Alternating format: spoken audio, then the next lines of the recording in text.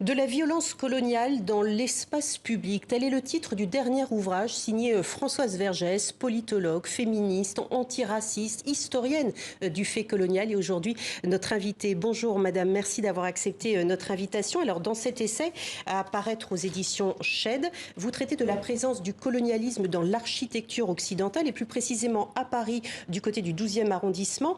Qu'est-ce qu'on y trouve dans ce coin de Paris? Dans ce coin de Paris que j'appelle le triangle colonial et qui est constitué d'une part par la statue de la France en Athéna, la déesse Athéna, puis à gauche vous avez le musée des colonies devenu musée de l'émigration et à droite un monument à Jean-Baptiste Marchand qui était un officier français qui a fait une expédition française à la fin du 19e siècle. Donc j'appelle ça le triangle colonial et ensuite le 12e arrondissement est un des arrondissements de Paris où vous avez le plus grand nombre de noms rattachés à l'histoire coloniale. Donc il y a vraiment un concentré. Et ça m'a intéressé d'étudier cela et à travers cela d'étudier aussi ce qu'on peut appeler le Paris colonial. Alors ce triangle colonial justement, vous dites que ces trois éléments doivent être abordés différemment. Différemment par rapport à quoi et que demandez-vous ?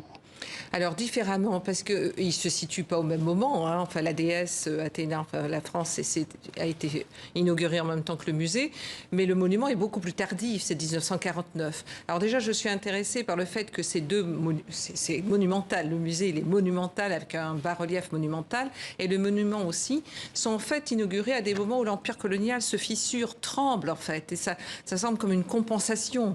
49, quand le monument marchand est inauguré, on a eu Sétif également en 1945, l'insurrection malgache en 1947, le début de la guerre dans ce que la France appelait l'Indochine. Donc on a vraiment quelque chose qui secoue. Il y avait eu le camp de Tiaroy, l'insurrection. Il y a énormément de mouvements anticoloniaux en France même, hein, pas seulement dans les colonies. Donc j'étais intéressée aussi par cette compensation. Et tout ça, donc, alors que cette gigantesque bâtisse au bas-relief, qui sont très beaux au niveau de sculpture, ne mentionne absolument pas cette fissure du colonialisme français. Non, on a l'impression que tout va bien, c'est la paix, c'est formidable, que justement c'est cette gloire. Donc j'étais intéressée par ce décalage, voilà. Et puis d'autre part, ce que je demande, moi par exemple, je me dis que c'est pas tellement de remplacer les monuments par d'autres monuments, mais on pourrait tout à fait imaginer mettre des arbres, faire des jardins de mémoire. Il manque d'arbres à Paris, par exemple. Néanmoins, vous dites que ça magnifie la conquête coloniale, tous ces bas-reliefs justement. À gauche de la porte d'entrée de cette déesse Athéna, on a plutôt les colonies africaines, à droite les colonies d'Asie, on va dire. Moi, je me pose quand même la question, est-ce qu'il ne vaut pas mieux montrer justement pour pouvoir mieux dénoncer, parce que ça fait partie de la construction de l'histoire de France. Si on cache cette vérité-là, c'est un moyen aussi de l'occulter. Non, mais vous avez raison. Par exemple, pour les bas-reliefs, on ne va pas enlever ce musée.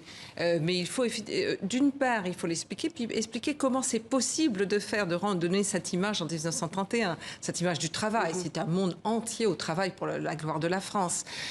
Donc, comment on fabrique le consentement en 1931 à cette exposition coloniale où il y aura des millions de visiteurs? Ça, je suis d'accord. Pour le monument marchand, par contre, moi, je serais pour l'enlever. Il n'a aucun intérêt. Il n'a strictement aucun intérêt. Est-ce qu'aujourd'hui, des petits Parisiens, des Français, des étrangers, des enfants que l'on amène à ce musée, est-ce que vous pensez que lors des visites guidées, parce que vous pensez, est-ce que vous savez, est-ce qu'on leur explique justement le contexte dans lequel ces œuvres d'art ont été faites?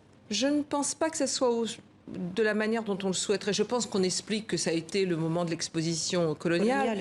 Mais moi, j'ai participé à des visites, j'écoutais ce que les guides disaient, et c'était plutôt expliqué du côté esthétique, enfin voilà, que c'était intéressant.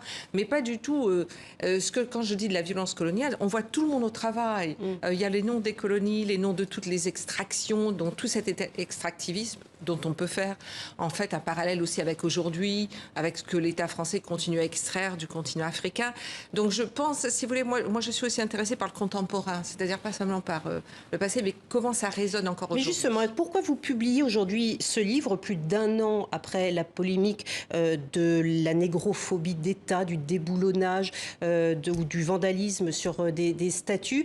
Est-ce que, enfin je sais pas, ça vient 1 an, un peu plus d'1 an, même si on en parle encore, est-ce que vous aimeriez que cette question soit au cœur de la campagne électorale en ce moment de nouveau? Tout à fait. Je pense que c'est absolument un débat citoyen à avoir, que tout le monde doit y participer. On voit bien que ce soit aux États-Unis ou en Amérique centrale ou en Amérique du Sud, il y a des discussions autour de ça. Qu'est-ce qu'on met dans l'espace public? Et je pense que c'est une question tout à fait citoyenne.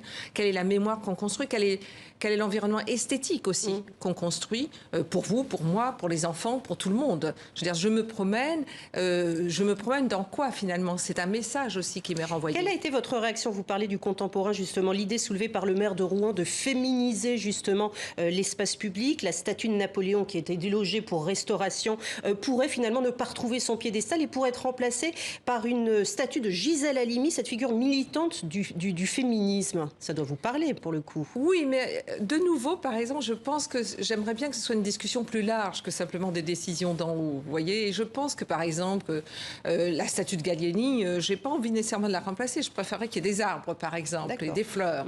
Je pense que ça doit être une discussion. La question du remplacement, ça peut être aussi un peu ce que vous disiez, on efface pour remplacer, mais en quoi on continue, en quoi comprend-on ce qui nous entoure et ce qui se fait? Et puis les statues, ce n'est pas l'histoire, hein, ça n'a jamais été l'histoire, c'est pas vrai. Hein, c'est des choix politiques. C'est des choix politiques, absolument. Merci beaucoup Françoise Vergès. Donc, de la violence coloniale dans l'espace public, une nouvelle maison d'édition d'ailleurs, maison d'édition Shed. Merci à vous d'avoir été avec nous.